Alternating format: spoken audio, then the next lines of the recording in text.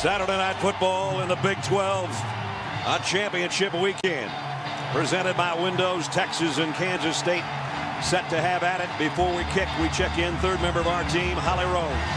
Well, Brad, it's an incredible scene down here, and everything you see down here is built on Bill Snyder's 16 goals for success. Tonight, they'll have to lean heavily on number 11. Don't accept losing.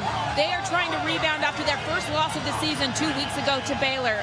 Coach Snyder told us Friday that he thought his team looked a little bit tired. So after the game, they had a bye week. He gave his team Thursday, Friday, and Saturday off. I spoke to some of the players on the field, and they say it was a big deal. The teams were able to go home, refocus with their families, and come back in dialed up. They won the toss, but deferred, so the kickoff goes to Texas, and they'll come out to the 25-yard line. And with that... All right, welcome in. Here we go. KSO Classic, another episode in Season 2. Mason Voth, Drew Galloway here as always, and in the middle of us, ready to watch the U.S. put an exclamation point on winning the group today over Turkey. I don't care what they want to be called. We call you Turkey here in the United States. We eat you for lunch. And the U.S. are going to eat you for dessert tonight because it's after 9 o'clock and it's going to be way too late. Scott McFarland, better known as Scott Wildcat, the host of Bosco's Boys, he is here. He was one of the few that said, hey, I want a piece of the KSO Classic action. So he is here today for 2012 Texas, as you can already tell, the de facto Big 12 championship game for K-State. A magnificent scene, night kickoff, the mist coming down. Perfect November football and 50 degrees and everything that went into this game. And you got kind of what you want out of a game where it's competitive for a good chunk to be exciting, but then the last 10, 15 minutes of the game are mostly comfortable and you're not having to sweat it out. I would kind of liken it, not necessarily to the same scale, but actually pretty close when you consider what came next. The 2022 KU game. There was enough action and, KU gave a little bit of resistance, not as much as Texas did in 2012. I think more than some might actually remember, but I would put it on that similar level for anybody that was at the 2022 KU game, but not 2012. Also, night kickoff, last game of the regular season, some rain falling down, had an impact, muffed punts in both of those games. So quite a few actually equivalents there that we'll see in this game. So we are excited to look back at this and put a pause after today on our look back at the Klein era of games. We'll have two more to kind of close out the season in August when we get there. One will be the game with Colin as OC in 2022 against TCU, and then the 2012 game against West Virginia will be kind of our big finale this year because I think that's one of the most requested ones that we've had. We'll get to Drew in a minute. He's always here, so we know what he has to say. But Scott is the guest. So what were your initial thoughts and memories of the 2012 Texas game? Yeah, so this is my sophomore year of college. Junior year, excuse me.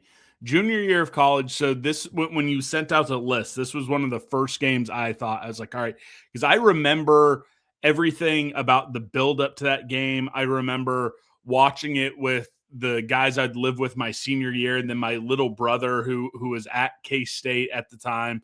I remember the week before because it was a bye week. I'm sure we'll maybe get into this, but during the early years of round robin, the Big 12 would have a full slate on championship Sunday or Saturday. We had 5 games. So K-State had a bye week the week before. And I remember, that was the beginning of Thanksgiving break was the Baylor game. So during Thanksgiving break, I was sitting at home. I was trying to diagram, okay, if this team loses, we'll move up in the BCS. So I was still trying to find a way into the BCS championship game. But going into that game, you knew, hey, you win it, you get a share of the Big 12 because Oklahoma won earlier in that day. They got a trophy. But any thoughts of backdooring into the national championship was already gone. So it was a little bit of a weird atmosphere, but it was still an excited atmosphere. But as I'm sure we'll talk about early, it was kind of nervous, right? There was a nervous energy during the first half and into the third quarter. But it's the game I point back to during my college career and said, this is the best football game. It's this one in 2011 versus A&M that I always point to and say, yes, these were the games that I'll remember until I die. Well, Drew was also there. So what were your memories as well, you would have been 14 at this point, Drew, when this game took place. So what do you recall? Because for me, when I think back to this, look, the Voths, 2 hours away from Manhattan. My dad, a very frugal man. We went to one, if we were lucky, 2 games a year. We had already exhausted our K-State game that year on North Texas earlier in the season. Tough. Yeah, I know. So I had to watch it from my couch. I think my family they were probably gone for like my brother's, probably a soccer tournament or something. But thinking back to it, like I don't ever remember having the feelings of being nervous from this game, which is odd because then you go back and you look and like K-State's trailing at halftime and it's kind of a dogfight for the first little bit of the third quarter. So I think my memory's just bad from this game. Like I remember specific plays, but the pacing of how it played out, because I wasn't there, I don't think that I have the full scope of it. Maybe I was just that blinded and confident in this team, despite getting trashed by Baylor 2 weeks earlier. What were your memories of being there and feeling it, Drew? Yeah, I'm kind of like you. And like I was there, but like I don't know if it's because of how old we were at the time of this game that I remember almost everything that happens after the game, but didn't remember a whole lot from the game actually outside of the Lockett deep ball. That kind of seals the game for K-State. So like I think it's because of how old we were that we also like just had the wind taken out of our sails 2 weeks prior. So I think that like people our age were probably just kind of in depressed mode from the Baylor game still, and like it didn't feel like this was like a consolation prize, but like for our generation, like that was our 98 Texas A&M was 2 weeks before.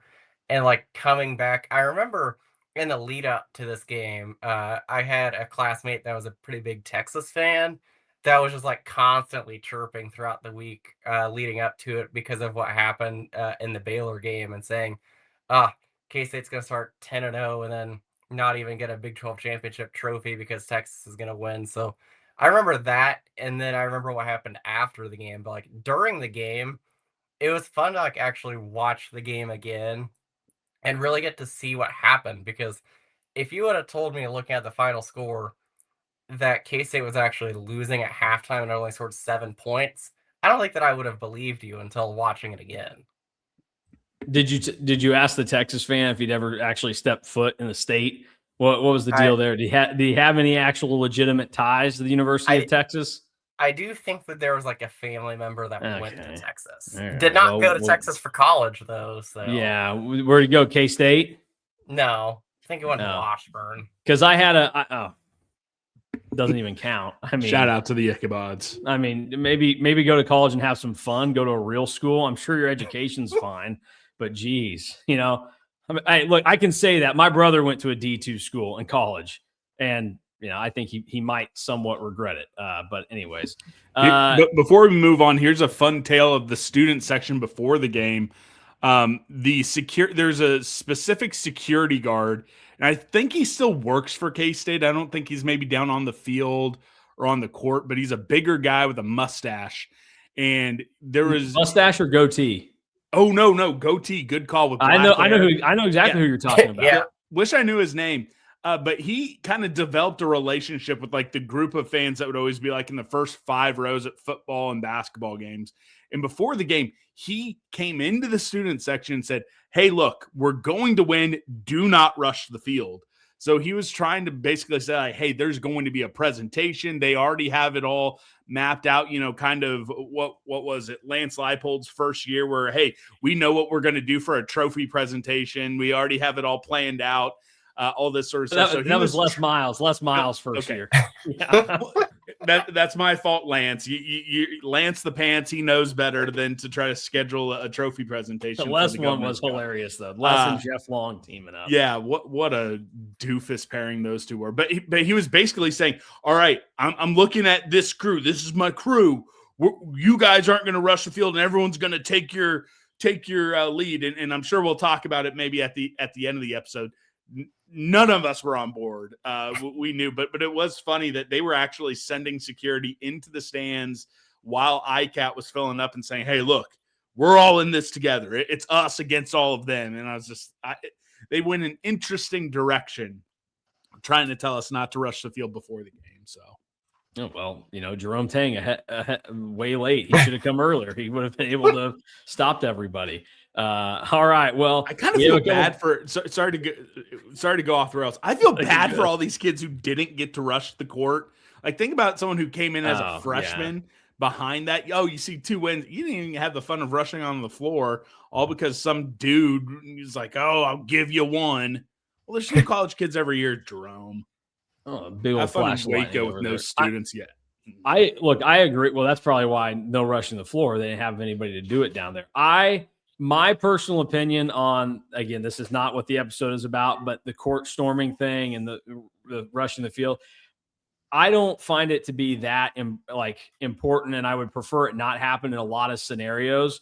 But just like the FKU chant, there is one game where I endorse it, and it's KU every time because it pisses them off so much that I think it's another way to twist the knife about the rivalry and how that goes.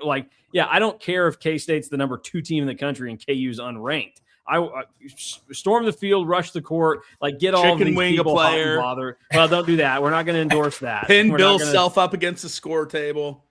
Yeah, well, I don't know. I'm not gonna condone any of that. Let's be respectful about it physically, but emotionally and mentally, I want you to bully them like Rob Schneider's character in The Benchwarmers to the dwarf, which I retweeted a joke about that a couple weeks ago, and I don't think somebody that follows me understood the reference, and I think he just thought that I was like, he was like, oh, lib, and I was like, I'm politically indifferent. That's a you problem for not knowing about Gus Bus and the Benchwarmers. But anyways, let's move on and get this show on the road. All right, so we know obviously the stakes were pretty big in this for K-State, where they are in a situation similar to 98 that if they don't get the job done here, everything they've done all season is pretty much rendered useless, where they probably once again end up getting to go to the Cotton Bowl, but they won't have the trophy to show for it. The BCS berth is attached to this because they have the tiebreaker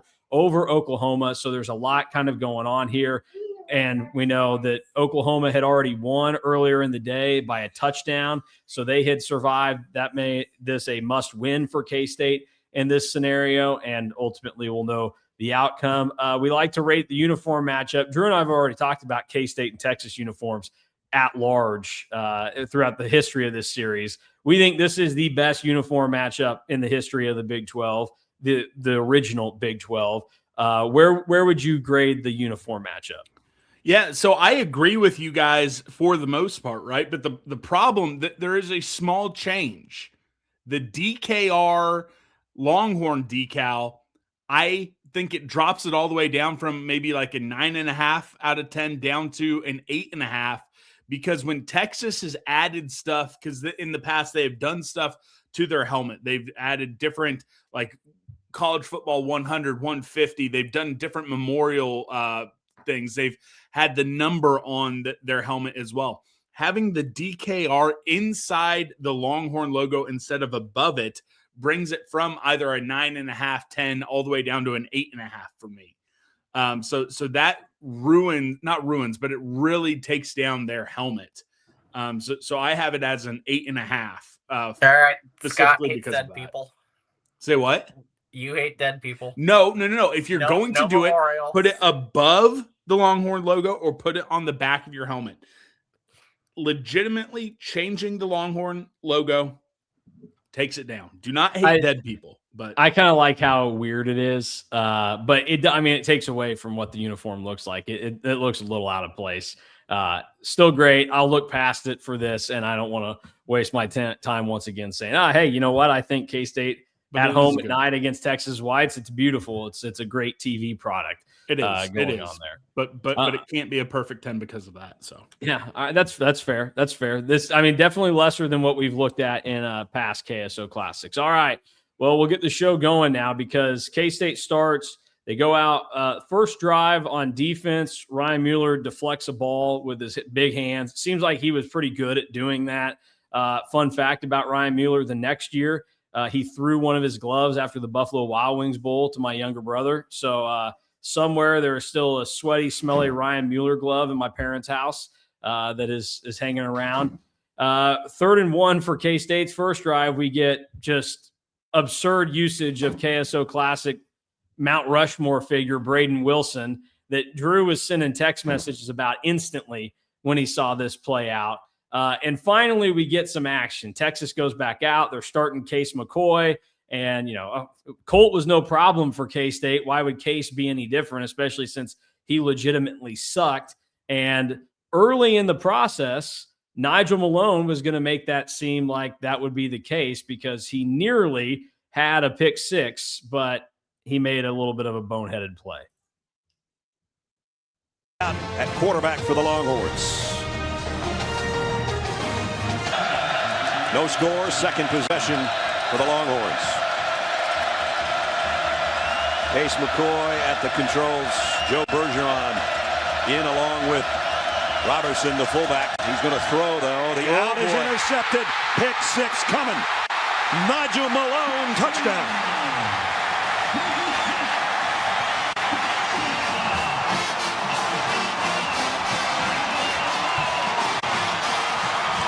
Did we mention Nigel Malone was an impact player?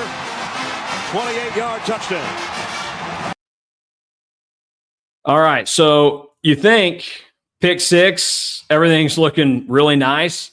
Not the case. They end up reviewing it. He did, in fact, drop the ball. So K-State is going to now get the ball at the 1 yard line, and Mac Brown is furious about it. First off, I don't even know that it's like 100% clear that the ball was dropped before he got in. I think in most scenarios now they would have just said, we're not going to mess with it and not overturn it. For some reason they did. So K-State has to go through, just kind of the motions of making this thing pay off. It felt like they were trying to be a hard ass because he may or may not have dropped the ball before he scored. Yeah.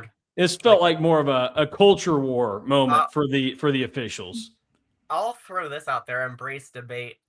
Was this play closer or the Jace Brown play against KU? Because I think that Jace Brown was closer than this one. No, it was. I think this one was closer. But to your guys' point, this would not have happened in modern football. There would have been a better camera angle. Because if you recall, it's kind of catty corner looking back on it.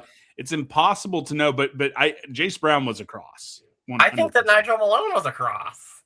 Not 100%. I can't say with certainty that he was. No, it should have been upheld. Again, if say this happened, this coming September, they are much more on the line of what was called on the field versus, we're going to play it close. Like, where was this camera? Actually, I know where this camera angle was. This was back in the day where this is the rolling camera. Well, they still have that for the big game. So, I just couldn't catch up. But there's the pylon cams now. But he's got 16 rushing touchdowns this year. Shout out to Damon. Well, so there you go. There's Colin punching it in. Yeah, I think I think most scenarios now that they probably don't overturn the Nigel Malone play. But I think that there was just a little bit of like hey, you're the idiot who dropped the ball early. You should have hung on, whatever. So anyways, that is how the game starts for K-State. Mostly good still, even despite a play that sometimes would be pretty backbreaking. K-State falls. Go ahead. That one was good by Bill, the stat pad, but we'll talk later about. Oh, yeah. Drew is mad about Bill. Oh, I'm right there with you guys because, again, I think you mentioned it. Did you mention it with the last one, John Kurtz, about how there were multiple times in the 2012 season that we did not do the best job of giving Colin a cushion to win the Heisman if we were going to lose the game. Now, does it change if he had an extra 7 rushing touchdowns? I don't know. But all of a sudden, you're talking almost 30 rushing touchdowns plus the 15 or 16 passing touchdowns. Yeah, and maybe we'll talk about it later because one of the most iconic screen grabs in the history of K-State Twitter comes later in the game. But I am curious that if you punch this one? Yep, that's the one. Yeah, so I was telling Drew before we got started that over the years I had finally been weathered down and radicalized to just go and accept, like, hey, you look at Manziel's numbers, like you kind of have to just say, I guess now I'm older, I realize it. But then you forget just like how dog crap Manziel's competition was. And within that, some people may have realized it at the time. I'm sure the argument was made at the time. So Colin goes on the road and loses to what is eventually an 8-win Baylor team that season, and then has to come home and play a top 25 Texas team to close it out, and goes 11-1, only has the one loss when everybody's banged up and all this other stuff. Johnny Manziel finished his season playing Sam Houston State and 5-win Missouri to close out the year. And I think, he threw an interception in both of those games, and he was fine. You could pad the stats against Sam Houston, but that's where, like, if you want to buy into the cupcake week argument being overwhelmingly favoring the SEC with the time of year that it plays, I think that's where you have it. And I really think that I don't know how you don't mass send this to every Heisman voter if you're K-State, like before they have to get that vote in, because that right there should actually have sealed the deal. Like Colin Klein was facing legitimate competition basically every week. And you almost wonder if in like some sick way that Bill's like stereotype scheduling of like soft opponents and everything played into some national people's heads where they just assumed that Big 12, Bill Snyder, K-State didn't really play anybody this season. And maybe it dinged Colin a little bit. But that stood out to me last night where I go, I got further away from the moment and didn't think about that, because I know at the time that I was definitely making that case, because I believe that Colin Klein should have won the Heisman Trophy in 2012. And what's wild, it wasn't even close, because I just pulled it up. I mean, here's a question for you guys. Who do you think was closer in points? The fact that I'm asking this probably gives it away. Manti Te'o finished second. Who was closer? Was Te'o closer to Manziel, or was Klein closer to fake girlfriend, Notre Dame guy? I think that Manziel and Te'o was closer to Manziel. Yeah, Te'o lost by only 323 points.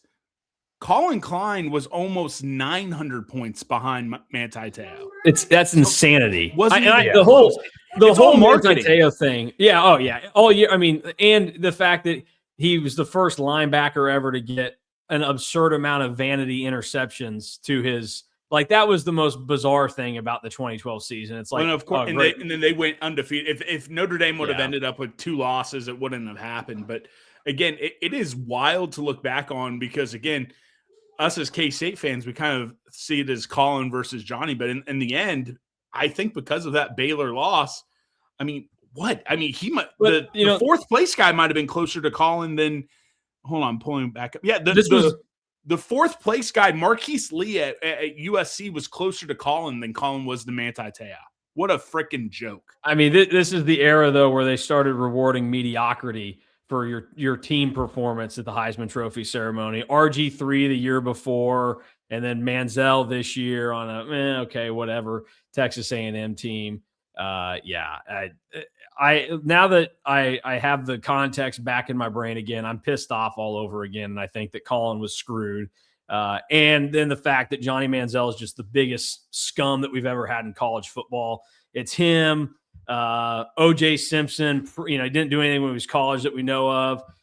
Brendan Sorsby, obviously a cancer to college football. Hey, Sorsby was never even going to be close to the Heisman Trophy, despite what FanDuel Sorsby, all his odds ended up looking good. I think Jalen Daniels was closer to winning a Heisman Trophy than Colin was. Now that you read the votes there. I mean, geez, he was at least plus 1,200 at one point in week 6 against, whoever. That was also a dumb Kansas football argument. All right, well, let's move on here. So K-State comes back out. Viola 2, shout out. Nice TFL after the 3rd and 6 that Texas converted, which they got another one, and they would convert many more 3rd and longs throughout the game, enough to drive you insane, which that's where being there in person, that's where I could imagine you have kind of those nerves, and just it's so deflating every time one of those happens. And they had just talked early in the broadcast about Todd Blackledge just saying this is how great the K-State defense is here. Shout out Brian Harsin, a random guy just showing up, had no recollection of him being the Texas OC in this game. And they said that they were so worried about the crowd noise that's why he was on the field calling plays this week with Case McCoy as opposed to doing it from the booth. So K-State's doing just fine here. And they've given up some things, but Texas has made a mess of their situation on offense to this point. So nothing has really happened positively for them. But they end up pinning K-State back fairly deep. And we get a near Dan Orlovsky moment from Colin Klein. And this is what it looked like. And to be fair, he didn't step out of bounds. And Tyler Lockett slipped, or I think it was Tremaine Thompson actually that slipped. And it really should have been a first down conversion. It was an impressive play. It ultimately wouldn't matter because K-State would, after some chaos on this whole drive, pick up the first down. These are plays worth watching. On 2nd and 10, inside the 1. Klein rolling to throw. He might have stepped on the back chalk line. I guess not. He does throw. It's incomplete.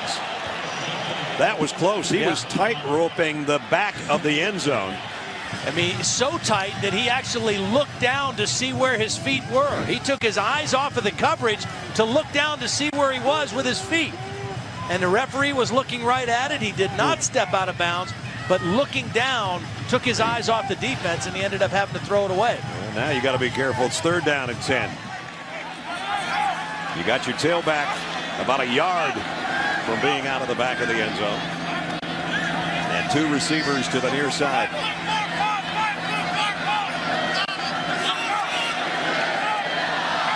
Hurry on the play. They just got it off.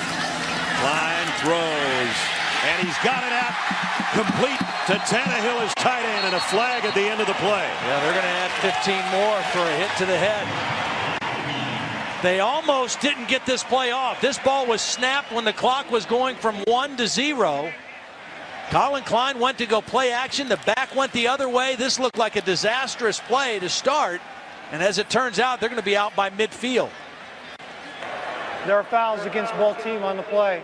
Pass interference, offense number 85. Wow. Personal foul, unnecessary roughness on the defense number 4, targeting. Penalties offset, 3rd down. So we're going back. Trot back to the end zone for a huddle. Well, 85 was on the outside. Trujillo was on the outside. Here's the offensive pass interference. Both guys pushing each other. They called Trujillo.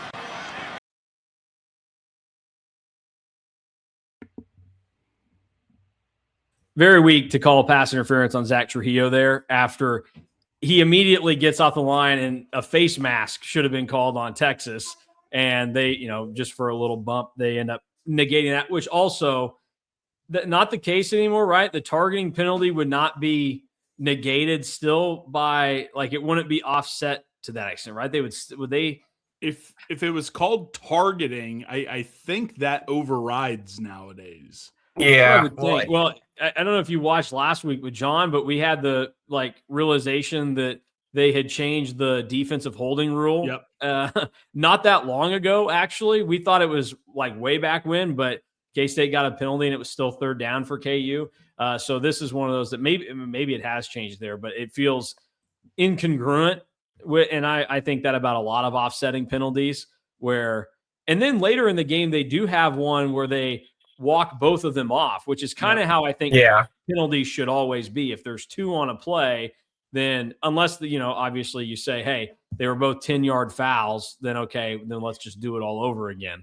But anyways, and the Texas guy would have been booted nowadays instead of probably. I mean, Julius Brents was 10 years later. Okay. So yeah, because again, I would have been looked at. Well, yeah, it would have been looked at, but again, I almost feel like ever since that happened, they're getting more and more lenient, right? I feel like. Well, and here's the other thing, quote unquote, what doesn't age well. How about Colin Klein just going up and whacking, Tannehill in the head right after he does get rocked? You're probably looking at a suspension if you do that in today's football. So Scott, we watched Colin Klein throw enough balls. I know that arm isn't that strong.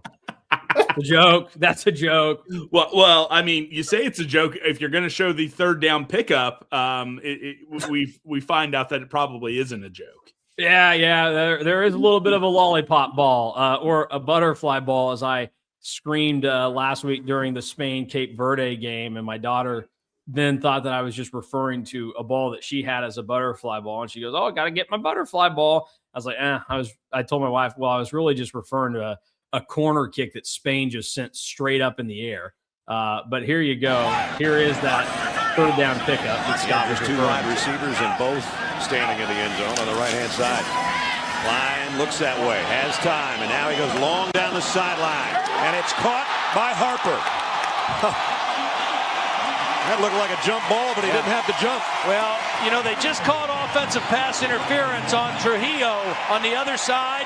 They could have called pass interference on Harper on this side. He pushed off a little bit and then used that big body to go up for a rebound. Watch him push and then get his body in front of the defender.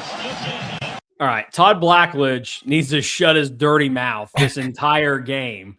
First off, he's a narc.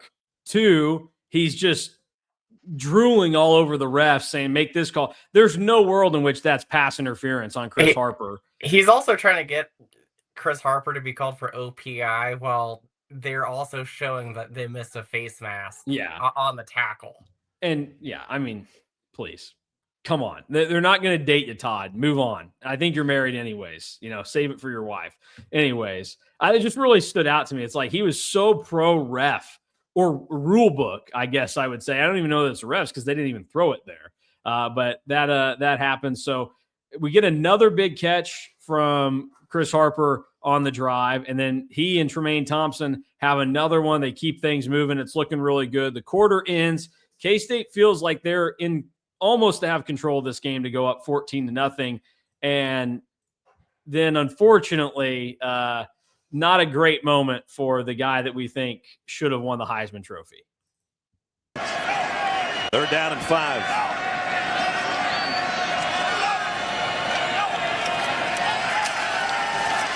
Klein, plenty of time, goes to the end zone, intercepted in the end zone by Adrian Phillips. And he wanted to let that one go a little bit sooner, I think. Well, he got caught looking at the one side of the formation only. He was looking to his right the whole way. Watch, Collins' eyes are going to be here the whole time. He's not going to see the coverage from the backside. Step underneath it. He was aiming it for Lockett, and they didn't get enough on it either. Yep, Phillips undercut it. I did think that Blackledge did a good job of explaining what happened there. Unfortunate for K-State and a bad decision by Colin Klein there, and Texas gets the ball and ends what, again, if you're trying to draw similarities to games, like this is still far earlier in the game, but I think back to, and there are a number of these where you go, hey, if K-State doesn't make this error, they take control of the game, maybe it moves differently. I'll think back to the 2023 KU game or 2024 KU game where it looks like K-State's moving the ball down the field in the middle of the third quarter, and it's almost like Avery Johnson just sets the ball on the turf with a fumble, and K-State was going to score on that drive, and if they do that, I think it's over at that point. Instead, we know the battle that ensues, and they kind of have to keep fighting. So not great there from Colin Klein. Texas takes the very next play 70 yards on a jet sweep, and they're ultimately going to get their first score out of the drive. Doubly bad is like that gets intercepted by the other guy if the first one doesn't get it. That's what I was going to point out. Todd Blackledge tries to help out Colin, saying, oh, he just didn't see this. No, there's a second guy that was also going to pick it. It was a horrible decision. And then if you go back where they show Shaylin, and they show her multiple times throughout this broadcast, that's in the friends and family situation. There is a younger member of the friends and family situation who looks like he wants to say something bad about Colin, but thinks better of it. He kind of looks over his shoulder and he's like, nope, I'm going to just stop myself. So. Let's see. I have a screenshot from later in the game because they did go to Shaylin a lot during this. Is he in this frame somewhere? Yes. So it's the angry guy with the scarf over his head in the bottom right-hand corner. He is pissed off, and he wants to say something, but he knows who's right behind him. I think I took this either right before the pick or right after. So, yeah, that is him, because they just got done talking about hey, she's, nervous before games. Once she's able to get to the game, like settles down. But obviously, I think for moms, wives, girlfriends, if your spouse or significant other is the coach or the quarterback, you probably feel the heat more than about anybody else. Also, it doesn't help that, it'd be hard to blend in. People would know who you are, especially with as much airtime as the Kleins were getting at this point. But she's the only one wearing like a bright color. And so she sticks out like a sore thumb right there. They're going to find her, lock onto her. So an unfortunate moment there. Texas is able to go down. They get a field goal out of the disastrous drive that K-State gave them. So they made some errors along the way. But K-State isn't able to do anything. Texas goes out. They convert more 3rd and longs. And eventually, again, McCoy and Shipley, the lesser of the duo, Jackson finds the end zone and puts Texas up 10-7. Then K-State has a 4th and 2 in plus territory. And Bill, you just go, what are we doing here? Decides to punt. At least Texas later in the game when they're kind of in that area, they say, we're just going to fake a field goal and see what happens.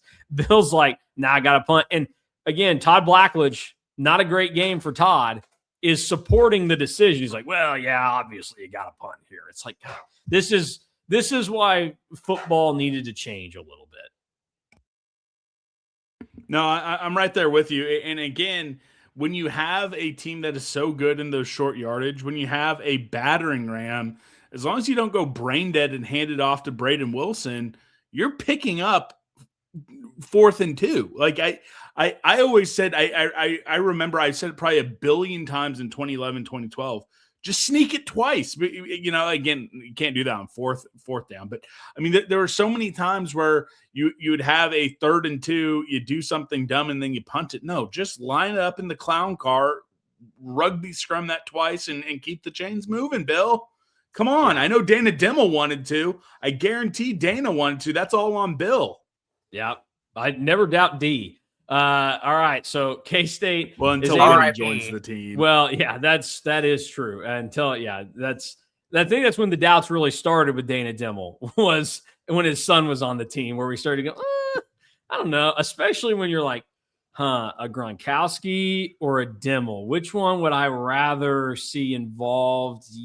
Probably the Gronkowski, but no, that's all right. Yeah. R.I.P. Dana Dimmel.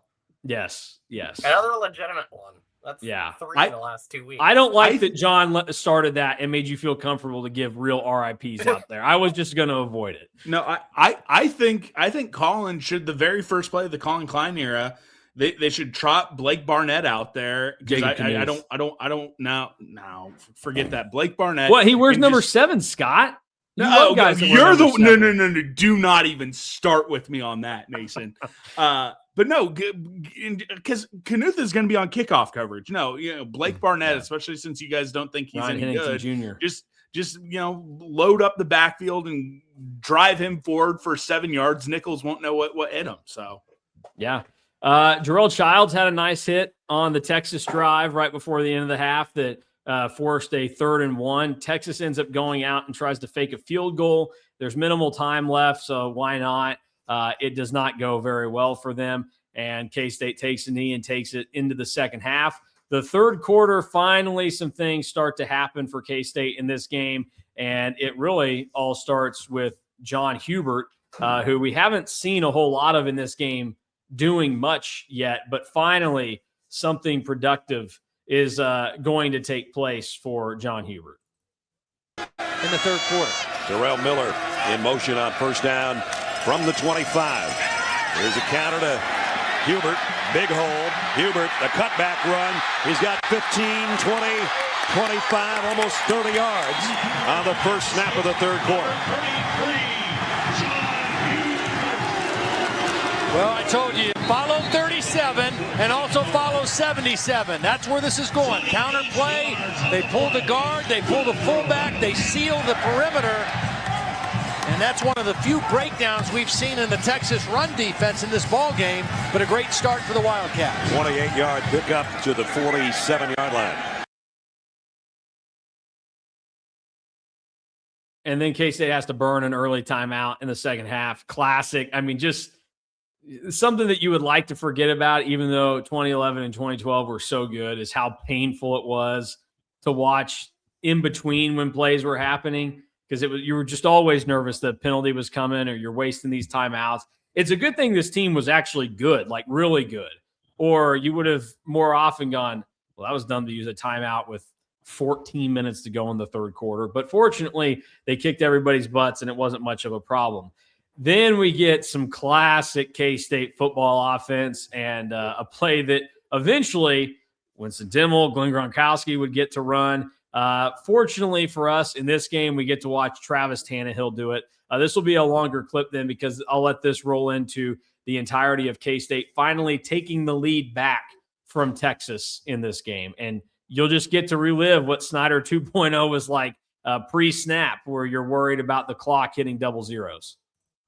BCS berth on the line. Right now, the number 16 in the country, trailing number 18 by 3. Klein throws wide open. Tannehill's got it down inside the 15-yard line. I'd say that was a good timeout. What a beautiful play call. They show run. Tannehill's going to slip back because Klein is going to show it like he's running, and that brings the linebackers up. They have to honor that fake. Tannehill slips behind him. A beautifully designed and executed play off the run fake. All Colin has to do there is make sure he doesn't cross the line of scrimmage before he lets it go, and it was beautifully done. And now they're in the red zone. Longest pass by Klein tonight, a 29-yarder. Now he'll keep it. On the zone read, and he got inside the 10 and down to the 5. Well, and just like Holly said, trying to get him to the perimeter. 2 Klein runs. The first run of the half was a Hubert run on the counter. They seal the edge, and they get him out here where he can go one-on-one. And I think one of the things that makes that important is I think Kansas State's wide receivers block downfield as well as anybody I've seen this season in college football. That's what makes perimeter runs effective. 36 rushing touchdowns and goal-to-goal situations. And it's first and goal right now at the 5. He waits for his blockers, takes it outside, and now trying to cut back inside, and Texas waiting on it. Brandon Moore does a nice job to stay home from his defensive tackle spot. Made the tackle. Well, they kept the edge of the defense intact. And what that means is you don't lose outside leverage and allow Colin Klein to get outside to the perimeter. You force him to continue to move it back inside where there's extra help and extra defenders. That was well defended. Actually lost a yard. Second and goal at the 6. John Hubert behind him. 3 receivers for Klein here. Might look for Harper on the slant. He's up here. If he has single coverage without a safety coming over the top, might try to work the slant. Got to hurry to get the play off. Klein straight ahead. Got it to the 2. Steve Edmond, the little linebacker, in on another tackle. This linebacker position has really been pounded this year. They lost their leader inside early. Marco Cobbs, they lost last week or in their last game, and they have played a lot of young guys in a very difficult position. Third down and goal.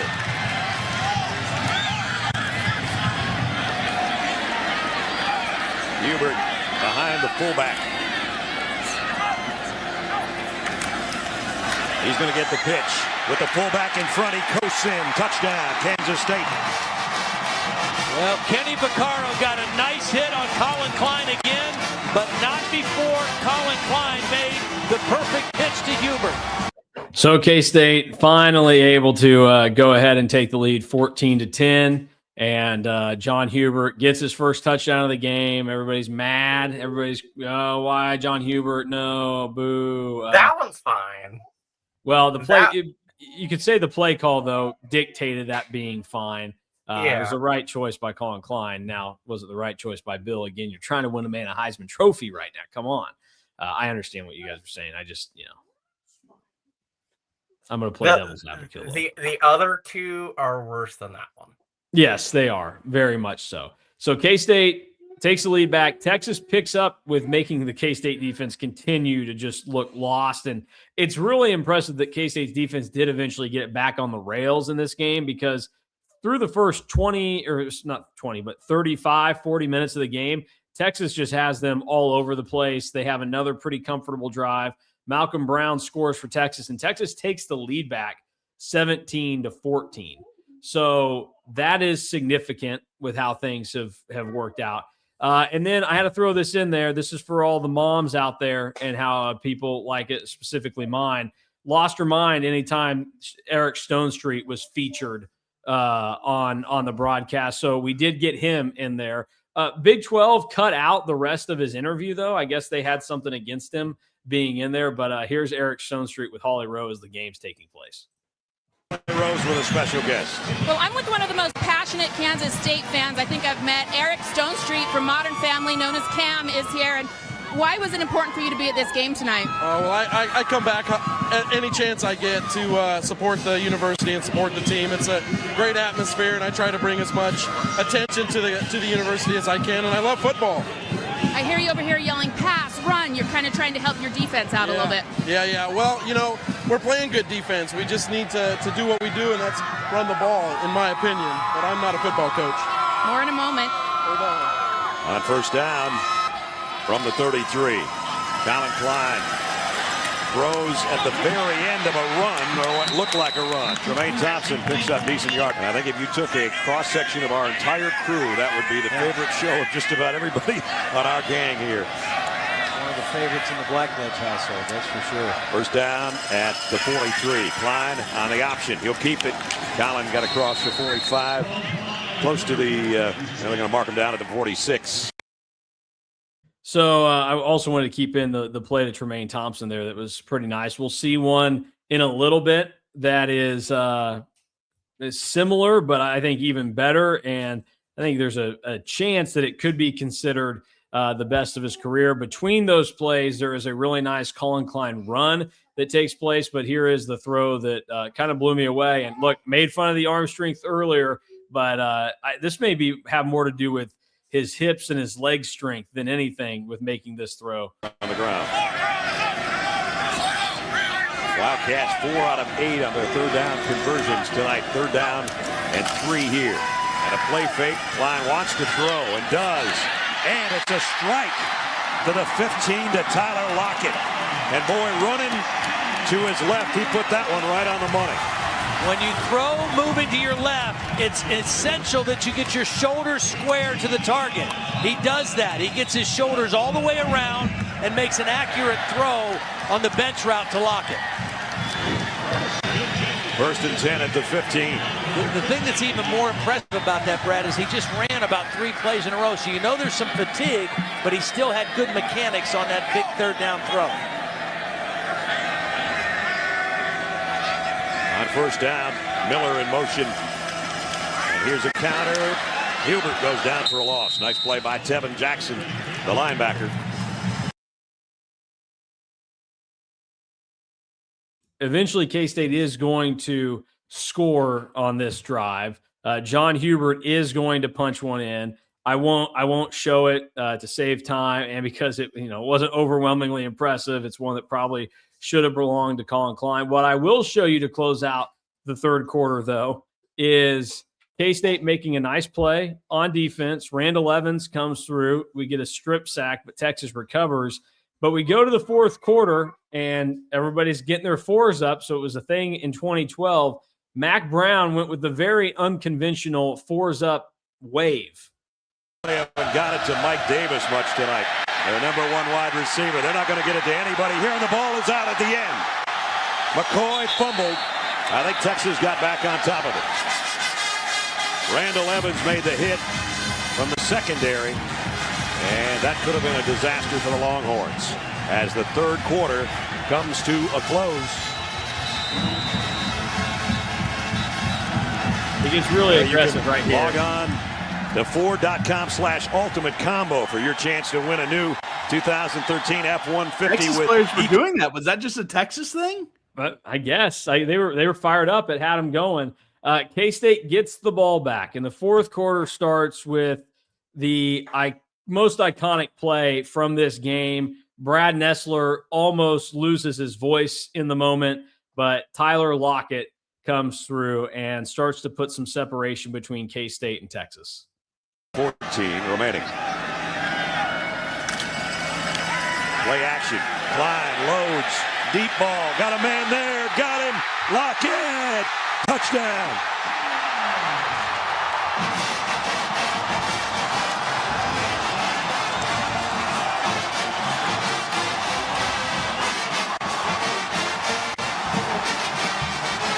"55-yard touchdown pass. Klein to Lockett."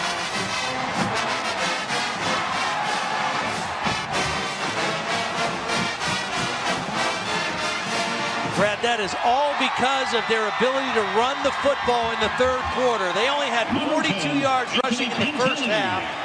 They had 85 in the third quarter, and that set up the first down play action for a touchdown. Extra point is good. Kansas State 14 minutes away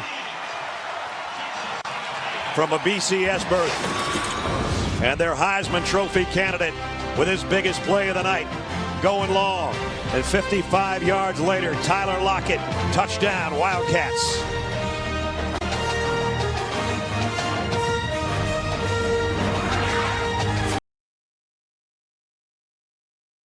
Great presentation, iconic music. So much about this. We'll talk about it in a little bit. But the Saturday night football theme is great. It adds to the drama of everything. K-State now up 2 scores. They go out on defense, and Case McCoy, I mean, even though his brother bailed on the 2 games he played against K-State because of an injury, Case McCoy is the biggest you-know-what in the McCoy family. And if this wasn't a family show, I would have no problem calling Case McCoy this, because I was disgusted by what he did to draw a penalty on Ryan Mueller. I was going to throw this out there too, is that play, that's the last time that Colin throws a pass. Oh, the rest of the game. Well, that's good to know. Yeah, and I mean, you look at the numbers that they show there. He's 4 of 4 for 100 some yards, and started to kind of get it rolling in the game. So here is K-State on defense. This is a play that we referenced earlier, that they end up walking off both penalties that take place here, but K-State should have never have been flagged to begin with. Harsin in the offense. I don't know what Kansas State has done with Mike Davis tonight, but he's been a non-factor. He's at the bottom of the screen, the Longhorn wide receiver who came in as their leading receiver. And now flags are down, and Mueller drops McCoy again, and that's going to cause some of the offensive linemen to take note. You know what happened? The line judge threw his flag because there was movement by the left tackle, and then he wanted to call penalty on the roughing the quarterback, and he didn't have a flag, so he threw his hat. There's fouls against both teams on the play. False start on the offense, number 51. Personal foul, unnecessary roughness on the defense, number 44. We're enforced both fouls. First down. So here's the movement. This is the first penalty. Got a little head start on his drop step. And then the second penalty, the play's dead. It's over. A little bit of an acting job by Case McCoy. And interesting, you don't see this very often. Both penalties were walked off. 5 yards that way, 15 that way. Absolutely atrocious from Case McCoy and the refs to not sniff that out. That is just like disgusting behavior. Have some pride. And also, is the reason why both happened is because one technically was a dead ball? Yeah. So, that's my observation. Yeah. Also, Todd loved pointing out why the referee threw his hat. He's been wanting to point that out the entire season, and he's finally like, all right, I finally get to point out my knowledge, my ball knowledge of when it comes to referees. Yeah. You know, you could make an argument too, because the crowd, you could actually hear the crowd noise because they embraced that in 2012. I don't know if Ryan Mueller actually heard the whistle blow. Ryan knew, because they weren't actively trying to block. They're like kind of in his way. He knew that the play wasn't going. But I don't think like he hit him with the force to actually take him no. to the ground. Yeah, No, yeah. He because again, if he thought the play was going, he would have lit McCoy up. Yeah, and yeah. Here's the Well, thing. then why does he even get in the vicinity? You're there. There's some momentum stuff. Yeah. He's just sticking the arm out to kind of like, hey, and then Case McCoy I'm trying to make an argument that Ryan Mueller was just clueless and this was fine. Well, I don't think Ryan listens to the show. You don't have to go to bat for him. I don't think he would want you to go to bat for him on this one. You know? No, Ryan's probably thinking to myself, you know what? I should have just put my helmet into his chin strap. Yeah, exactly. That would have been wild to see. So Texas, they really start to unravel after this point. There's a fumble that takes place. They miss a field goal. K-State gets the ball back. They don't really do anything with it. We'll come back to it later because my worst play candidate actually takes place on that drive. So I'll show it to you when that happens. K-State has to end up punting. And you're probably starting to wonder at this point, okay, 28-17, how are there 3 more touchdowns that get scored in this game? Well, one of those reasons is that, as we alluded to earlier, Ryan Dorr comes through with a special teams miscue for Texas. After the punt. Okafor might not have been in very often tonight, but he's made a difference on a couple of plays. Texas came after the kick again. And the ball is out. Muff punt at the end. Still loose. And it's Kansas State, I think, at the very end, but let's see.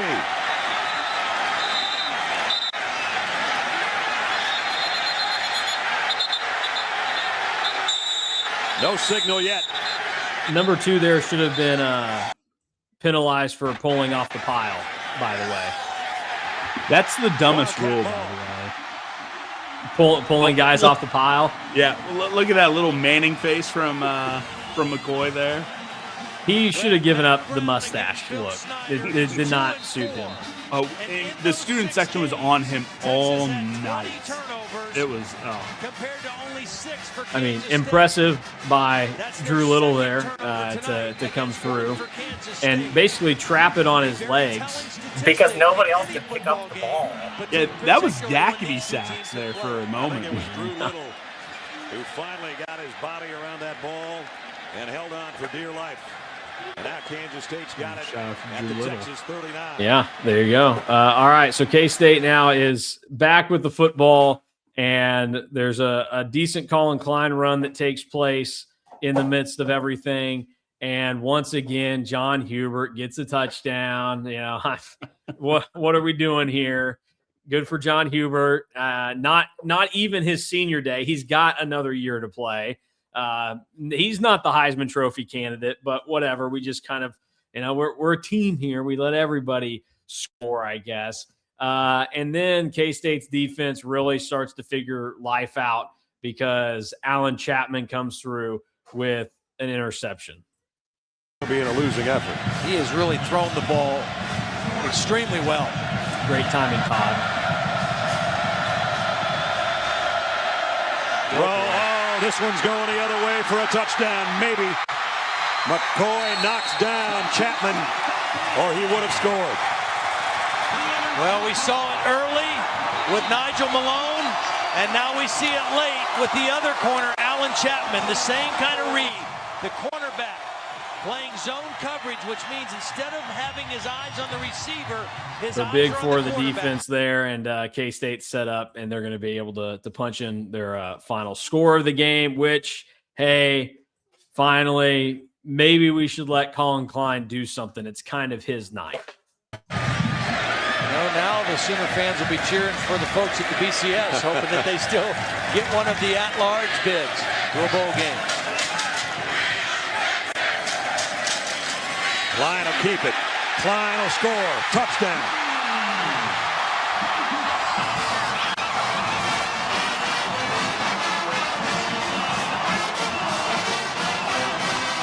Well, that's the way you cap off your senior night and your unbelievable career here in Manhattan.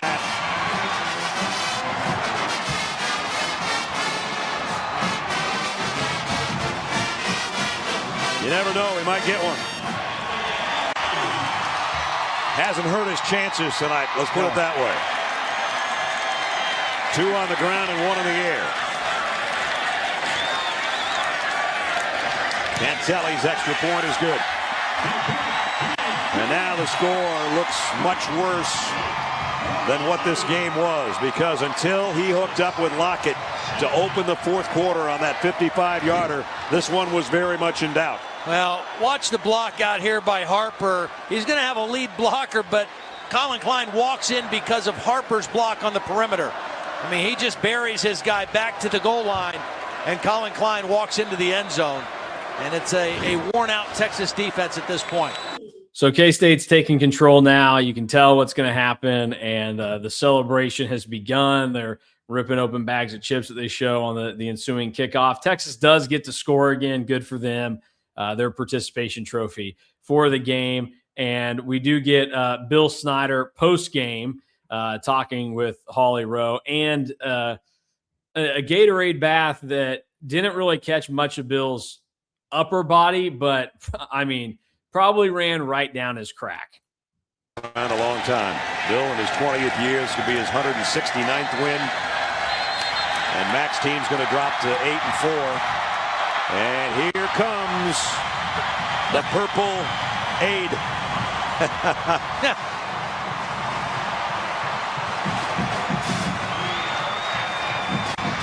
The Wildcat juice.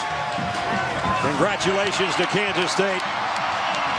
They're going to the BCS. And they are 11-1. And there's 2 good friends at midfield. Tostitos Fiesta Bowl lies ahead for the Wildcats. And Holly's with the head coach. Well, Coach Snyder, your team was struggling at halftime, and they came out that opening possession. What really changed with your offense? Oh, we played better. And we ran some of those plays you designed for me when we went back in the locker room. You did go to the edge more. You what? You ran to the edge more, didn't you, Coach? Well, that's what you told me to do. How do you describe Colin Klein tonight? He really took a lot on his shoulders in the second half. He always does. Yeah, he does a lot more than people really see. He's a special guy. This is a special group, 27 seniors. How critical is it for them to end their career with a championship, Coach? Well, their career's not over. They've got another game left to play, but it's a nice win. It's a nice win for them. Thank you, Coach. Thank you, Holly. That other game's going to be out in Arizona. Congrats. So there you go. K-State wins the Big 12. Here's the one thing that I don't like about the broadcast is I understand that it's a big part of it, and there's a difference between what happened to K-State and Oklahoma, where at the time K-State gets to go to a BCS bowl, Oklahoma goes to the Cotton Bowl, which still like prestigious bowl game, but not one of the major ones. The entire broadcast really only focused on the BCS bid that was at stake. They never really made it clear, hey, it's the Big 12 title that K-State's playing for, because that's the only thing that mattered to me. The Fiesta Bowl coming with it, yeah, that's great, but that's the one thing that stands out to me is I feel like that's kind of a miss on their part. And I actually, Brad Nessler, he was the voice of all the EA games growing up. So that's nostalgic to me. I think he's typically pretty solid, good voice. I actually really like Todd Blackledge most of the time on games. This was not their best effort. We'll get into that in a little bit, but there were a lot of struggles that took place. But K-State gets the job done. They win it over Texas 42-24. And everything is going well for them.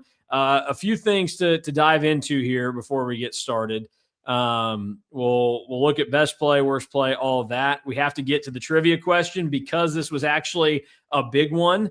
We got a real Aflac trivia question during this game, which was Texas has played 23 opponents at least 10 times in program history. They only have a losing record versus 3 of those teams. Who are they? Do you guys remember the answer to this? It was K-State Vanderbilt, I think, was one of them, right? Yep. I can't remember because Vanderbilt was the third one. I don't remember who the second one was. It was Notre Dame. Notre Dame, the other one. I'm pretty certain. Yeah, there you go. Notre Dame. So that eventually became 5-8 for K-State there. And then let's see, 2013, K-State, Texas. Texas won that one. Texas won. K-State won in 2014. Then 15, certainly K-State did not win. 16 was the last time K-State beat Texas my freshman year of college with Charlie Strong as the head coach. And then 17 was a heartbreaker. 18, K-State kind of was in it and battled. Let's see, 19 sucked as well. It was, good game, but K-State, missed out on an opportunity. 2020 doesn't count. 2021, thank God it happened, got Courtney Messingham fired, even though it was the most idiotic offensive coordinating we'd ever seen. And his son wasn't even a fullback on the team.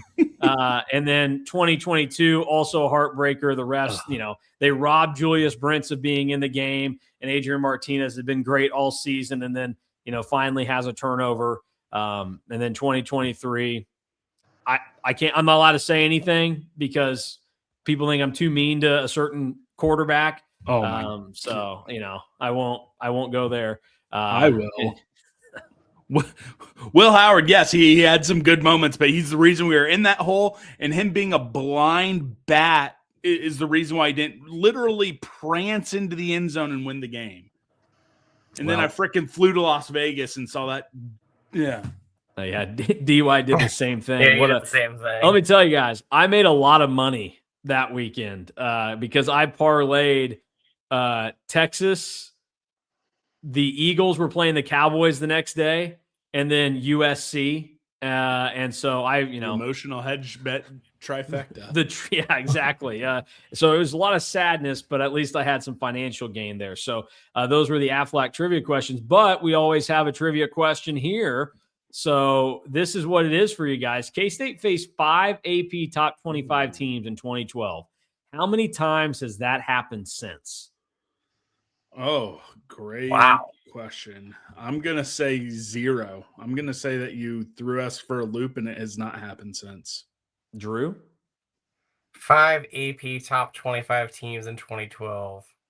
I'm also going to say 0. Actually, no, 2022, damn it. Oh, yeah.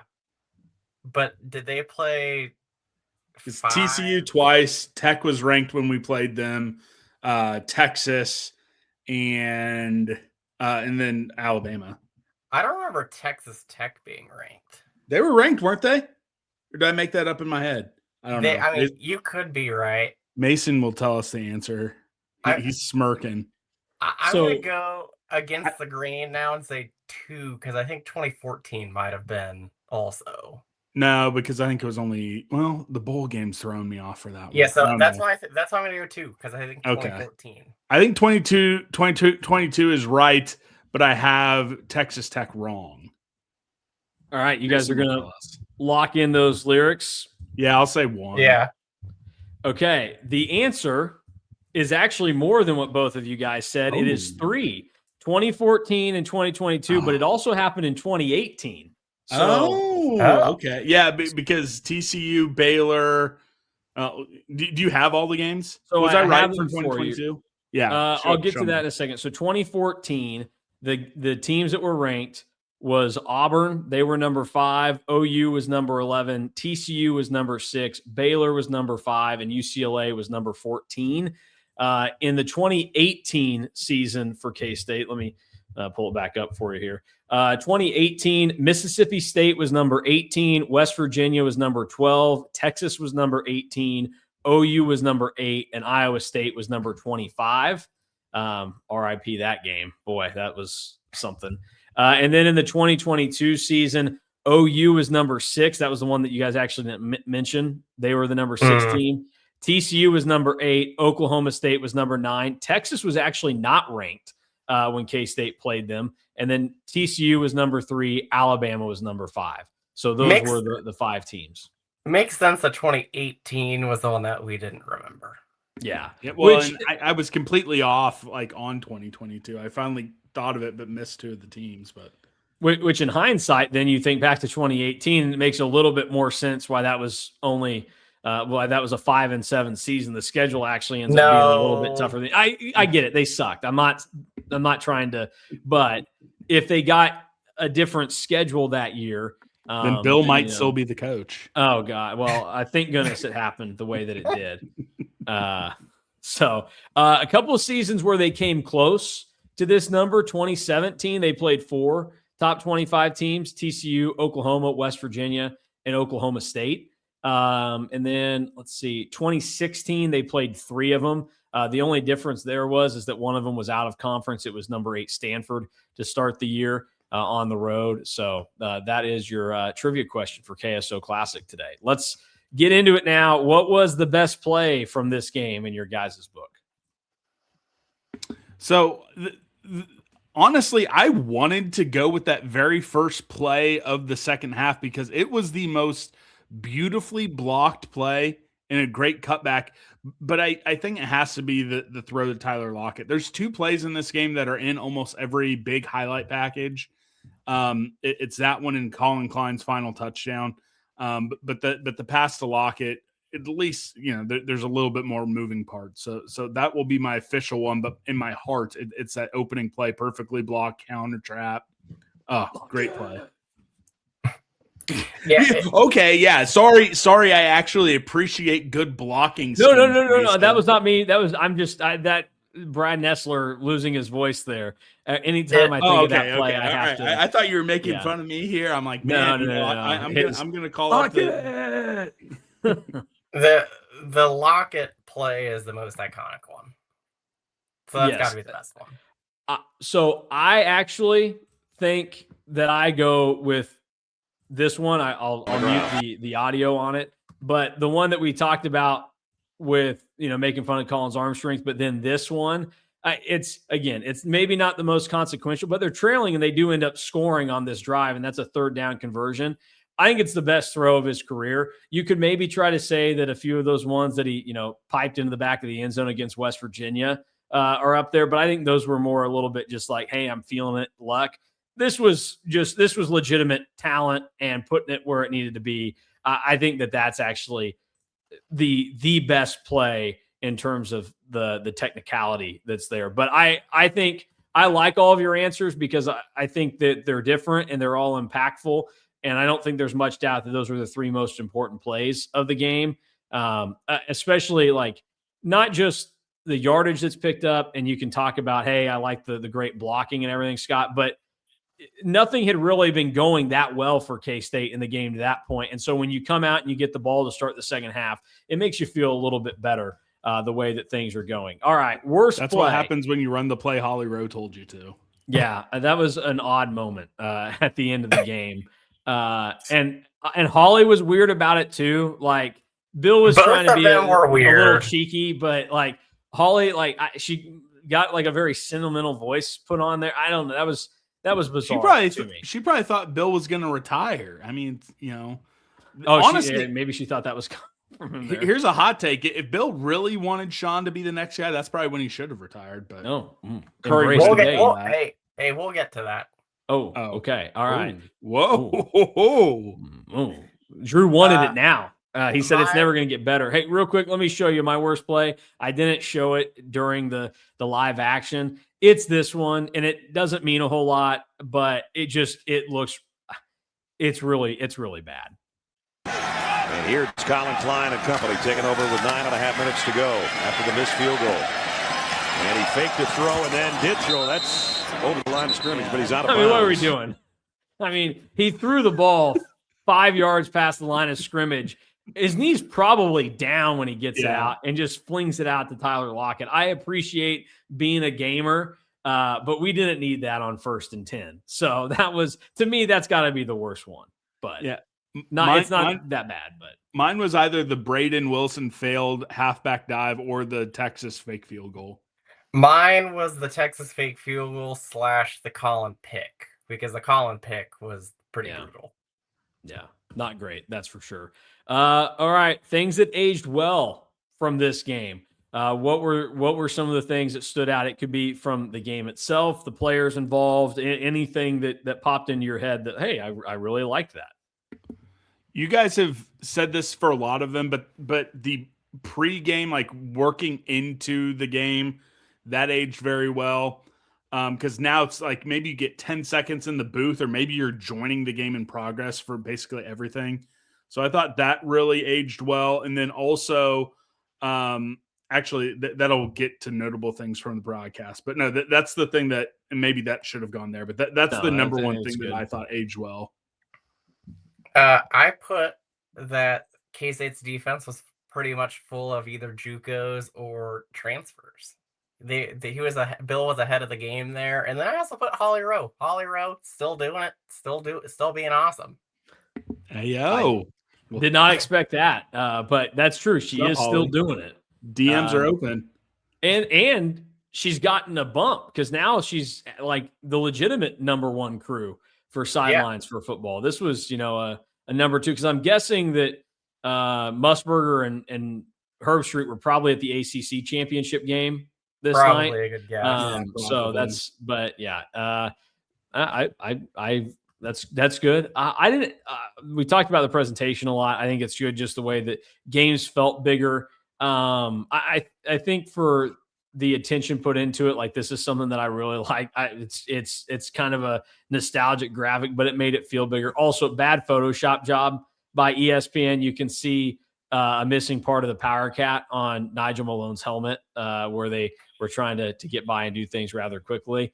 But I felt like that was something that kind of stood out.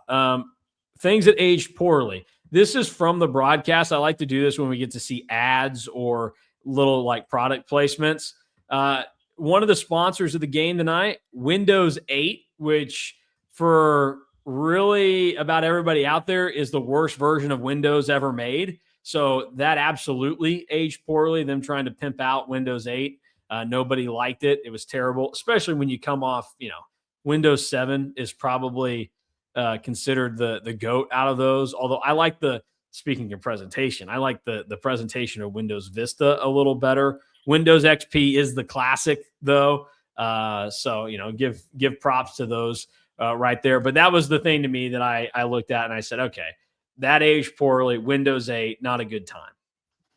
For me, it was McCoy to Shipley Part 2. They actually had some good moments in the game. So Texas fans are probably thinking, all right, these guys are going to get us back to a national title. But, this might have been the peak of McCoy to Shipley Part 2. This game might have been their peak. I think it was. I think at this point, if you're a Texas fan, you go, hey, we lost the game by 18 points, but we've got something. This is going to be really fun. McCoy Shipley, it's back next year. And they showed the graphic earlier in the game about most true freshmen playing in FBS football. And Texas was up there with, Mountain West TCU and a bunch of other rando teams. So Texas fans are thinking, all right, 2013, 2014, we're national title contenders. And they were not. Yeah. Case McCoy that year, 2013, 11 touchdowns, 13 picks for him. And he was the off and on starter throughout the season. So yeah, not what they anticipated. I got a 3 here listed. Number 1, Brad Nessler. Man, has he fallen off since the last few years. He's a guy. He's got hanging up soon. Number 2, Brian Harsin. Oof. And that's tough look for him. You age well until you age poorly, Yeah. And then my number 3 is ABC caring about ABC and ESPN caring about non-SEC, because now there is a 0% chance that any other conference gets a night game on ABC. I'm glad you brought that up, because that was something that I had thought about, is that we are never going to get this type of production value in a Big 12 game outside of the conference championship game, probably for the foreseeable future, if ever again, because number one, like Scott kind of mentioned, now a lot of games are just joined in progress, that they're taking forever and the windows are too tight. So that's part of it. You don't have time for the presentation to take over, but also just the fact that, the SEC is pretty much every game on ABC, unless ESPN has access to a Notre Dame game or, one of the 3 marquee ACC schools is playing. And Fox just doesn't have the horses to do it to the level that ESPN and ABC does. So that is something that I like. It's unfortunate that you're never going to get that. And that most of these games, unless you're there, they're not going to feel big anymore. Like, you'll know, hey, there's a lot at stake, but you're not going to be able to sit at home and like feel like this was important. We talked about this last week during the regional TV era, where if the game was on a TV channel that you had access to, it already felt big because of that, because you're like, hey, I actually get to watch them. Because, I can remember those non-conference games early in the year, just having to go sit out on the porch and listen to Wyatt and Stan on the radio, or, have the ESPN Game Center up for that loss at Louisiana Lafayette and following along that way. So that's the thing that is gone now, is that the Big 12 and K-State's not going to have access to too many broadcasts that if you're sitting on your couch is going to feel like, oh, this is big game treatment right here. And we've even seen it because Fox is very rarely sending, if ever, their number one team to Big 12 games. So even that level of effort will not be there for Fox, who is, a primary TV partner for the Big 12. So it is really unfortunate, because there was a lot that was put into this with the graphics and some of the pregame. Oh, I will say one of the things that aged poorly from this, the augmented reality graphics. This was like the peak of, hey, this thing's coming. We saw a lot of superimposed like steel pipes holding up fake TV screens and graphics. They really don't look that great looking back on them, but that's something that is not really stuck around. A thing that didn't necessarily age poorly or well, but was something I wanted to bring up, is it's weird, and they should have done this because it would have been great TV to have Oklahoma play at the same time as K-State. Go World Cup style. Yeah, there you go.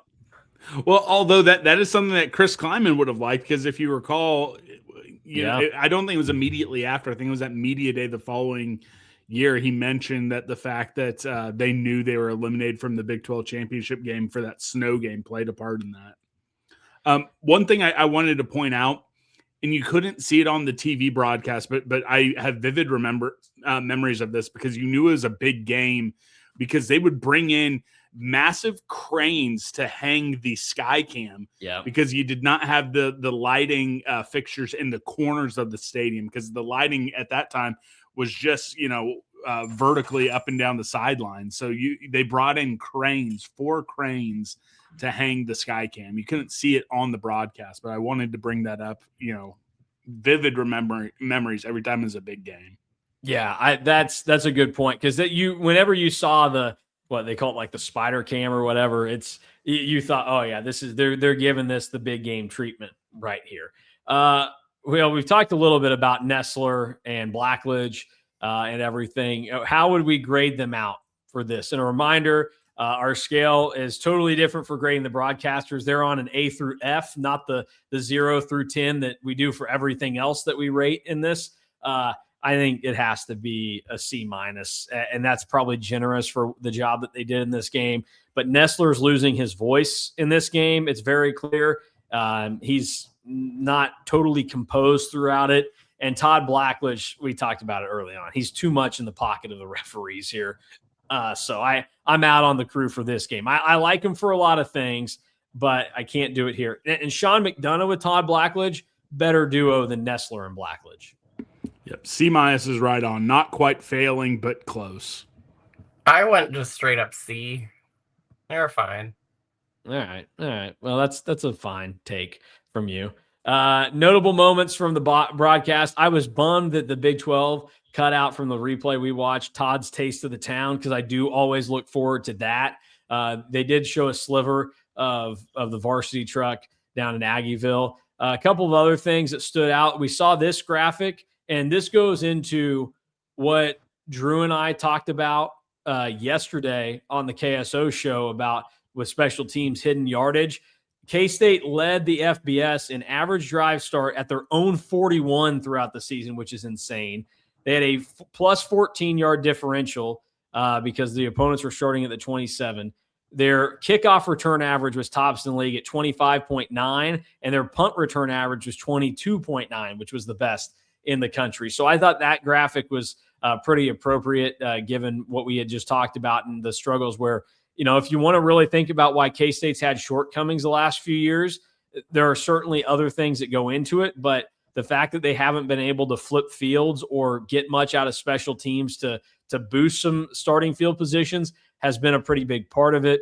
We flashed up the Manziel Klein graphic against the BCS AQ teams with winning records.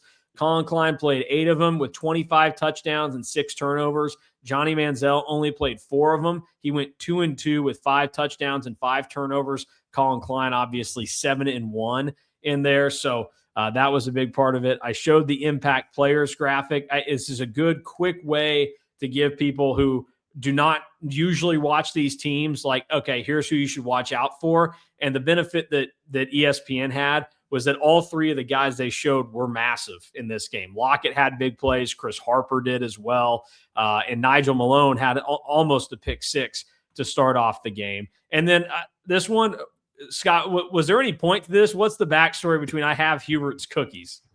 I think there was a story that he really liked Famous Amos cookies that went viral earlier in that year. I believe that is the story. So I could be wrong. All right. Well, that seems that there. I knew that there had to be something. It feels like a really weird thing to just. It's still a weird sign. Very weird sign. And something about this game, I saw a bunch of my college friends, a bunch of people I had class. It was so funny to see all the crowd shots. And it's like, oh, I know that person. Oh, I know that person. Had finance 450 with that person. So this was a really fun one to rewatch. Yeah. So that those were some things that stood out there. And then the other thing that we like to throw up there, random players that you spotted throughout the game. I do have this one. We had Stanton Weber lurking behind Bill and Sean at one point. So there was that. And then what was the other one that came in my head? Oh, the referee, the white hat for this game was Scott Novak, which if you know your refs now, he is just one of many in the Big 12 to the NFL white hat pipeline. But he is now a white hat in the NFL. So Scott Novak, the ref in this game, is a random player that popped up. And Todd Blackledge already knew that, but I was just letting everybody else out there get a grasp from it. So any random players that stood out, we could have said Drew Little for falling on that fumble, another guy that's come back to coach. That's where I went. Yeah, so I had a couple. Drew Little was on my list. There was a couple shots of Kyle Klein. Yeah. And then there was some Glenn Gronkowski. I saw a young Kenny Lanou during the opening. So shout out to Kenny Lanou. Yep. Wearing a suit. Yep. No. Kenny Lanou was not in a suit. He was in the iconic K-State Nike windbreaker. Oh, well, at the end of the game, he had put a suit jacket on. Because if you saw at the end, that's where I noticed him. He had put a suit on because, a big deal. They just won the Big 12. So I think in the opening, he had the icon, and I would pay way too much money for one of those. And then here's my final random person. So Chris Harper was one of the 2 starting wide receivers for the very first play. Did you notice who the other starting wide receiver was? It was not Jermaine Thompson, was not Tyler Lockett. It was legend Zach McFall. Very first play, he started that game. So nice. Shout out to him. Congratulations. He might listen. Yeah. There's a bunch of random guys that popped up. There were a few others that you kind of watch and go, oh, I remember that guy, or I think about this. But those were the ones that stood out to me. All right, MVP time. Who was the MVP from this game? Because this was another one where I think it wasn't like the cleanest game from everybody. I don't know that there was a surefire star. So where do you go? I went with Colin. I mean, I guess, or maybe Shaylin. And here's something about broadcast. You notice how all sorts of in this era, wives and girlfriends, I feel like it's shifted more to moms nowadays. Yeah. They probably felt like that was safer after the Brent Musburger, AJ McCarron situation, where they're like, well, we would prefer you not say anything weird, Brent, but at least make the age gap be like 15 years instead of 45 years. Yeah. I honestly, more compelling, I think, to have the mom shots, but I would also say that in this era where, we allow people to go to college for more than 4 years, and they can transfer whenever they want. They're just college quarterbacks aren't mature enough to have steady and stable girlfriends and wives anymore. So, why would you show somebody that's only been in the picture for 2 weeks? Get them out of the family pictures. They're not allowed to be in here until there's a ring involved. So I just don't think that you have enough steady relationships at that position anymore. But I think that's a societal problem that we have just enabled, not me, because I'm anti it, but we have enabled people. Oh, you want to go to college for 6 years? Sure, whatever. No, 4. Do it in 4, unless marry someone too. Unless you have a hard degree or something. Yeah, get married. What are we doing? Scott, what are we doing? Let's work on it here, brother. I am trying very hard. I'm trying until football. I mean, because look, the dating possibilities once football season comes around. 5 episodes a week on Bosco's Boys. I need to lock someone down here in the next couple months. Otherwise, we're looking at next spring. You almost need somebody that, I don't know. I'm trying to think of the perfect scenario for you, but I don't know that it exists. The perfect scenario is some psycho, K-State fan who is yelling at me because she doesn't like my takes on that you've never heard of though. That's the thing is I feel like if that person was out there, you would have already heard from her or known about her. So that's the tough part. That's true. Yeah. So I don't know. And because now, if it's a new one, you go, well, she's probably pretty young. And we just talked about the Musburger thing, and you don't want a Musburger situation on your hands. So I don't know. That's we'll see. It's coming. If you keep plugging and pulling away at it, something's gonna finally happen. Yeah, it worked out for Travis Kelce going on his podcast, shooting Taylor Swift. So Kelly Clarkson or any K-State fans in an age-appropriate level, DMs are open. Okay. All right. There you go. Did you go CK also? Because I did. Oh, yeah, I did go Klein as well. Yeah, I think you had to. Lockett was my number 2, though. Yeah. Klein played well in this game. Still, the interception was bad. There was the trying a little too hard on the throw 5 yards past the line of scrimmage. John Hubert did have 3 touchdowns, guys. No, that's true. That's true. And we are a big counting stats show. Underrated player from this game. I went Chris Harper. I thought that he had, numbers wise, it's actually going to turn out to look like a pretty good game for him. But he was second receiving yards on the team because Tyler Lockett led the team in receiving yards, but he had 3 for 59. And I thought all 3 of them were pretty significant catches, or at least impressive what he did. They highlighted his blocking a few times throughout, which was important as well. So I went Chris Harper. I thought that he had some bigger and important plays, and just to give him a shout out as my wide receiver 1 growing up. Chris Harper. Question: is he the swaggiest K-State football player of all time? I mean, up there. It's either him or Joe Huebner, right? Oh man. Well, my underrated player was Adam Davis. I thought that he was making a big impact. I think he had 1 batted ball. I don't think his stat line ended up looking great, but he seemed to get in the picture, and he seemed to be winning a lot of his battles on the defensive line. So I went with Adam Davis as my most underrated player of this game. Yeah, that's a good shout. Adam Davis was my number 2. My number 1 is KSO Classic legend Braden Wilson, because he was a blocking machine in this game. Boo. I mean, please, that's terrible. He had some of the most and again, not his fault. You can only do what's told to you by your coaches. But he was a part of plays that we just go, oh, what the heck are you doing? The actual time he touched the ball was terrible, but he set up a lot of big plays blocking. Well, but I mean, the most iconic rushing touchdown of that game, it was Travis Tannehill in a fullback position that got the block with. So no, boo. Yeah. Love Braden Wilson. If someone handed me a Braden Wilson jersey, I'd frame it, put it on my wall. But no, boo. We are the 2 that should have a Braden Wilson jersey. I don't want it. His entire career. I don't want it. I'm not. This is not an anti-Braden Wilson thing, but I'm also not pro Braden Wilson. He's just there. Unfortunately, that's life as a fullback. I respect him obviously, but I'm not. Keep all the Braden Wilson merch, Drew. All one jersey that's out there of his. I'm not a jersey guy, but if someone gets me a Braden Wilson Chiefs jersey from the preseason that he ended up getting cut before the final game, I'll rock that to the Chiefs-Broncos game in Denver this fall. All right. Well, hopefully somebody gets on that. Maybe he'll reach out to you and he'll get you hooked up. It's insane that he got drafted, like looking back. I mean, thank goodness he did, right? Wasn't he a street keeper, or was there someone else that year? There's some Chris Harper got drafted in the 3rd round. Oh yeah, and Arthur Brown also. Yeah, no, that's bad on me. I'm sorry. I'm gonna put a cone of shame on after this. All right, final thing that we have to do before we rate the game and get out of here. What if question from this game? So we've done a lot throughout this series. There are some obvious ones out there that involve Colin in earlier seasons. Do you let him just play in 2010?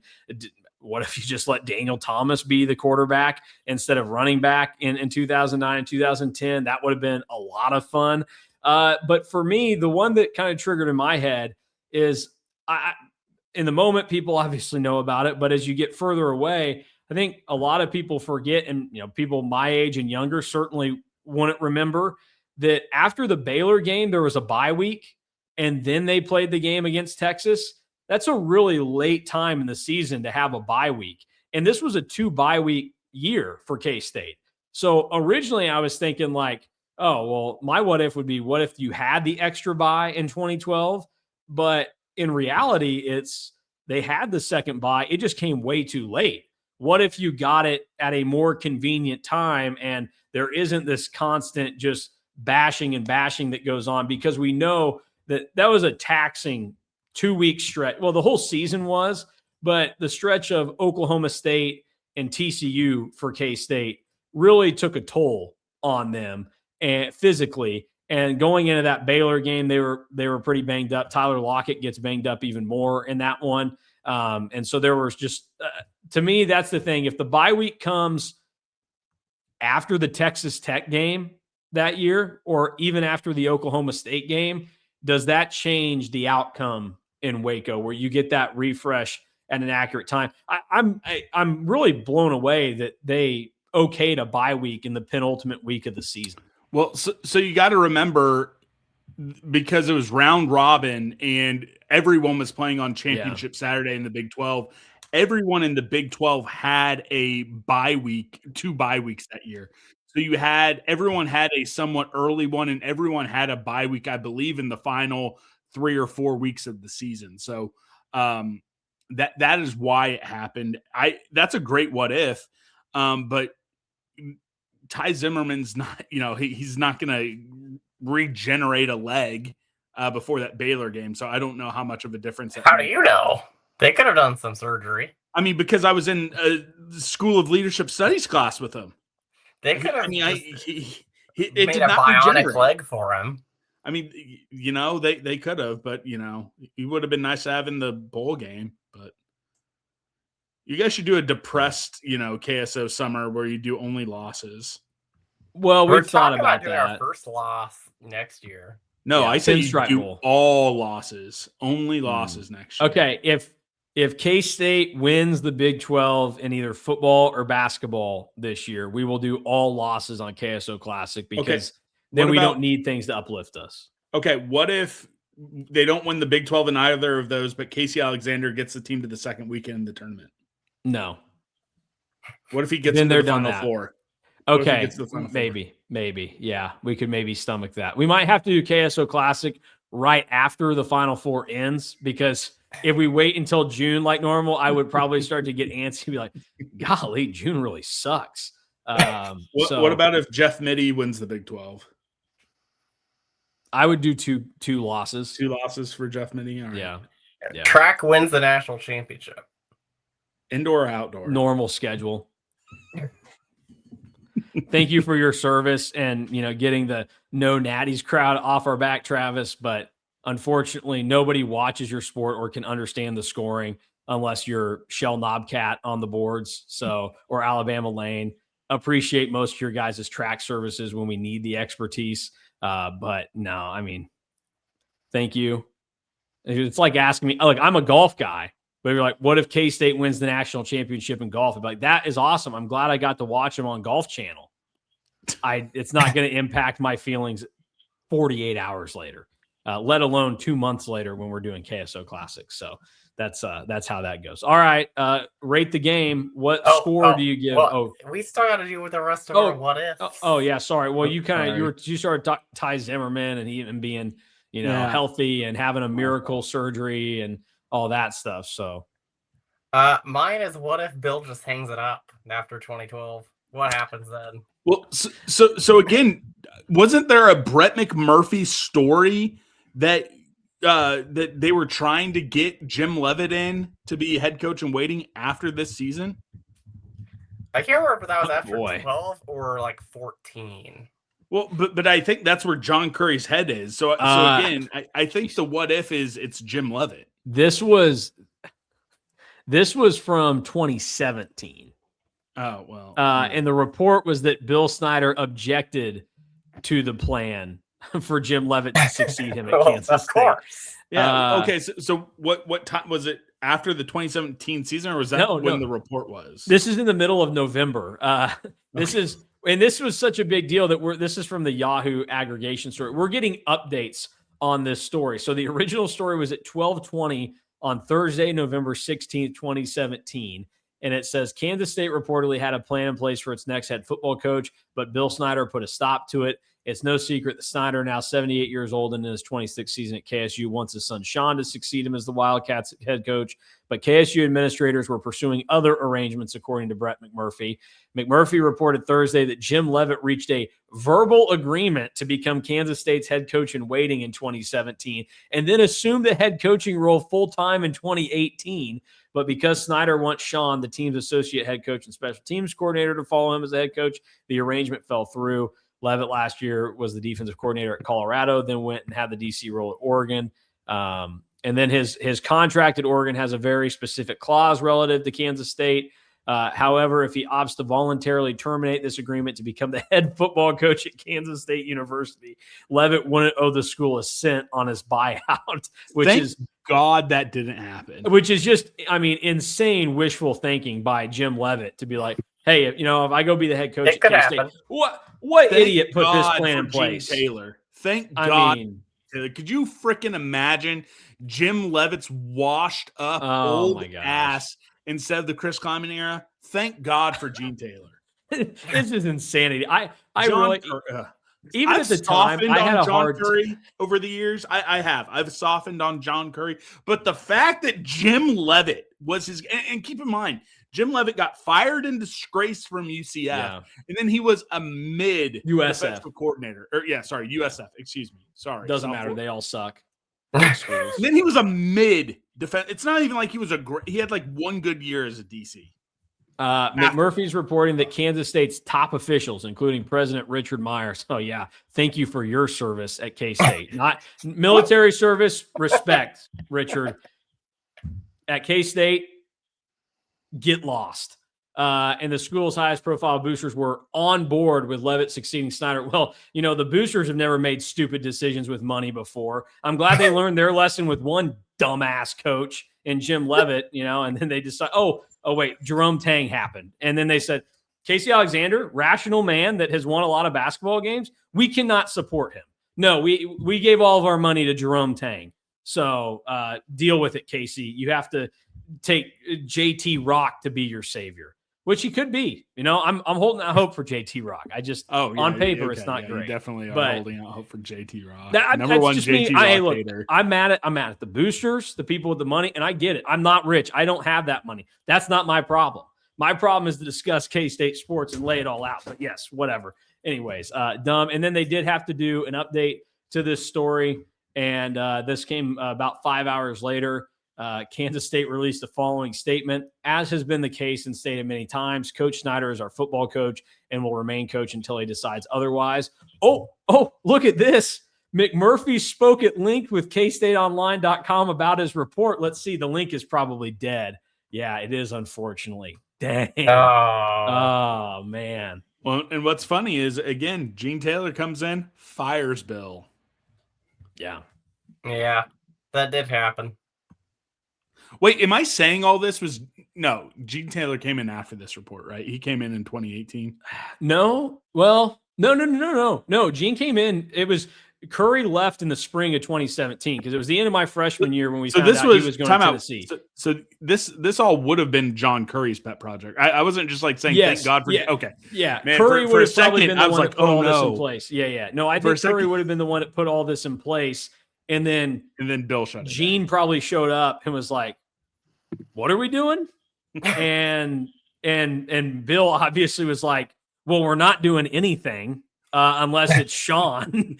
And so, I would assume that it went down because there's no way that Gene shows up and he's like, "Well, my first move is," and Bill wasn't gone by this point in terms of his coaching ability. Like 2016, I was going into 2017 thinking they could play for the Big 12 championship that year. Like they had gotten it back on track and everything. 2015 was the only down year they had at that point. So I don't think Gene would have walked in and gone, well, Jim Leavitt, he could come be our head coach in waiting. Sound good to everybody? I don't think he has that kind of pull in his first 6 months on the job, or that he would want to do that. People will trash Gene Taylor for certain things. He is a much more rational man than that. That's also Jim Leavitt 8 years after being a head coach. Yeah. Also, it's not like John Curry ever made a bad head coaching decision that his fan base hated. I mean, 2 Big 12 titles and an Elite Eight. I mean, just saying. Well, I was talking about the Schiano thing. Yeah. Okay. I thought you were going back to Bruce and you're going to throw it in my face that I went up to protest that. But. Oh, no. I like Bruce. I mean, Curry's an idiot for, probably him and Frank having disagreements, but and it's unfortunate that it had to end the way it did, but it worked out the best for K-State. It's unfortunately the clear thing that still goes down in like fame, right? Is that the only time where a fan revolt actually stopped a hire after it got reported? I think so. Well, Seth Luttrell, Kansas State, 2018 offseason. Things went too well with the fan base for that one to come into place. And Gene was like, "Oh, you guys are really twisting my arm. I guess I'm gonna have to pick Chris Kleiman to come be the head coach." I think it is. And here's the actual deal on that is that just Curry completely awful at having a pulse for what the fan base actually wanted. And that's what went down the Schiano thing. It actually would have been better for Tennessee if they hired Greg Schiano instead of Jeremy Pruitt. 100%. There's a world where, guys don't last that long, but like Schiano could still be there at Tennessee right now. Like, I don't think he's a terrible coach. No. He's just a prick. Yeah. But, all right, rate the game. What score are we giving it? I'm giving it a 7.8 because I think the second half is like a 10. Yeah. The first half sucked. So I'm going 7.8. I went 8.3 because the first half sucked. Okay, well, I went 7.7 for Colin Klein being the man. And I hope that I continue to not have to say bad things about him for a long time. So, the game itself, a little bit of a drag at times, but the emotions and everything of watching this game back and feeling all that again and getting to relive it is great. And I would just, this gets a score like I give food items at Kauffman Stadium. It gets a sentimental score, so it gets the 7.7, which is, I think, accurate given the way the game played out as well. But that will do it for this week's edition of KSO Classic. Thanks to Scott for joining us. Drew and I will be back next Friday when we take a look back at the 2000 season for K-State, and we watched the 2001 Cotton Bowl between K-State and Tennessee. I was there as a small child. I don't know what my parents thought they were doing there, but apparently I was well enough behaved to take me all the way to Dallas for a bowl game in a blizzard. So we will look back at that big game for the KSO boys because Thom Brenneman is on the call and Dave Lapham is also in the booth with him. So get ready for an experience next week.